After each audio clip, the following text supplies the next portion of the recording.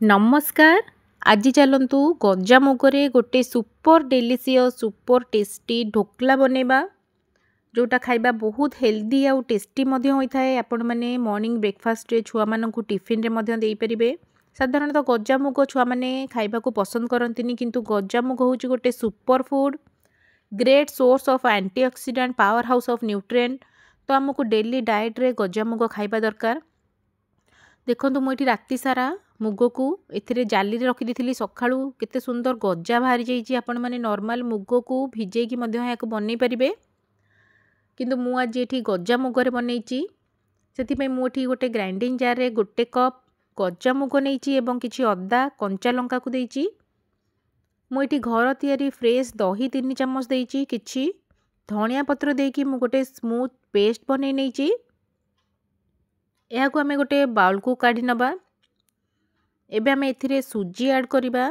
जेहेतु मु गोटे कप गजा मुग नहीं तो सही मेजरमेंट रे मु एठी 3/4 कप सुजी ऐड करिछि। यह को आम बैटर रे देकी भलो भाबरे मिक्स करिबा एवं स्वाद अनुसार लूण देई गोलेकी यह को कवर करके अध घंटा जाए आम रेस्ट रे छाड़ दबा, जहा फल कि आमर सुजी भलो भाबरे फुली जिवो। मुझे गोटे ढोकला बनवाई गोटे मोल्ड नहीं, से मु बटर पेपर लगी देछि एवं किछि ऑयल रे मैं को ग्रीस कर नहीं जाइछि, जहा फल कि आमर ढोकलाटी बहुत सुंदर भाव में डिमोल्ड हो जाए। देखो अध घंटा हो सारानी आमर सुजी मध्य बहुत भल भाव में फुली सारानी। एबे आमे बैटर रे गोटे पैकेट इनो देदबा एवं गोटे चम्मच आमे पानी देकी एहा को पूरा फ्लफी होबा जाए गोलेबा। देखो आमर बैटर कितने सुंदर फुली जाइए।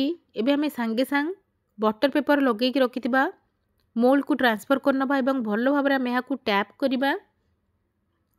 मु ऊपर किछि काश्मीरी रेड चिली पाउडर यहाँ ऊपर स्प्रिंकल कर नहीं, जहा फल कि आमर ढोकलाटी देखा बहुत सुंदर लगी थाए। आमर पानी मध्य भल भाव में बॉयल हो सारानी। एबे आमे हाई फ्लेम रे यहाँ को 5 ରୁ 7 मिनिट जाए कुक करबा। देखो 5 ରୁ 7 मिनिट हो गलानी आमर ढोकला केते सुंदर रेडी हो गलानी। आमे यहाँ को गोटे छुरी साहाय्य किंबा गोटे टूथपिक साहाय्य आपण माने चेक करि परिबे। टूथपिक आमर पूरा पूरी क्लीन बाहरी थिला। एबे आमे यहाँ को डिमोल्ड करके स्क्वायर शेप रे काटिबा। आपण मानकर पसंदर शेप रे आपण माने काटि परिबे। देखो यह केते सुंदर सॉफ्ट आउ स्पंजी बनै छी। आपण मानक क्लोज रो यहाँ को देखौछि, आपण माने निजे देखि परथु केते सॉफ्ट हेछि ढोकला। आपण मैंने चाहिए यह सेमिति भी खाईपर, किंतु यह गोटे तड़का देले यार टेस्ट आहुरी बढ़ी जाए। तो मु या पर गोटे तड़का लगे थी, तो से मु गोटे पैन रे ऑयल गरम करी। ऑयल भल भाव में गरम हो गला परे गोटे सुखिला लंका को मुझे छिंडेकी पकई दी।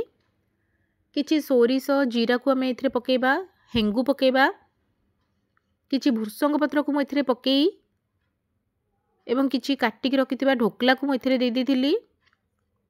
यह को भल भाव में मिक्स करबा एवं किछि कोरा नड़िया को मुझे यहाँ पर गार्निश कर दी, जहा फल कि यह देखा बहुत सुंदर लगे एवं खाइबा को बहुत ही टेस्टी लगी थाए। गजा मुग आमर हेयर आउ स्किन पाई बहुत ही भल होता है। आपण मैंने निश्चय रेसिपी को घरे बनातु। जो मैंने गजा मुग खाइबा को पसंद करूना से आपण मैंने ये ढोकला बनैकी दिंतु, से मैंने बहुत ही पसंदर सहित खाइबे आ जानीपर कि आपण मैंने यहाँ गजा मुगरे बनई। तो चलते आम या गरमा गरम सर्व करवा। मुझे कंचा लंका, धनिया पत्र एवं नड़िया कोरारे यहाँ सर्व करी। आपण मैंने इवनिंग स्नैक्स रे चा सहित खाईपर किंबा मॉर्निंग टिफिन रे आपण मैंने छुआ मानक टिफिन रे दे पारिबे। मु यहाँ रेड चटनी सहित सर्व करी। देखो मु भांगी की देखौछि यह केते सुंदर जाली भलिया हो जाइए, पार्टी पूरा मिलई जाई थाए। तो जदि आपण मानकु मो रेसिपी पसंद आसथाए तो लाइक सब्सक्राइब निश्चय भाव में करेंगे। जय जगन्नाथ।